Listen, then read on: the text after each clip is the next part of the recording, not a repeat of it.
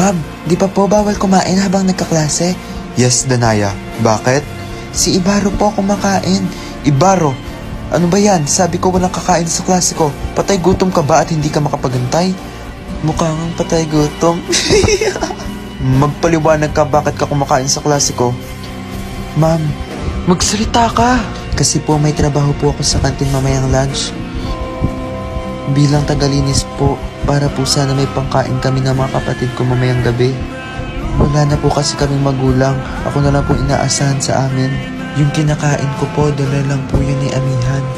Hindi pa po kasi ako kumakain simula kahapon.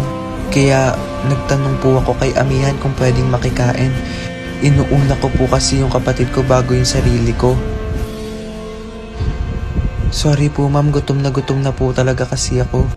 Sorry po pero sana po pinakinggan niyo po muna yung side ko bago niyo po tinapon yung pagkain ko. Ma'am, may I go out? Magsi-CR lang po ako.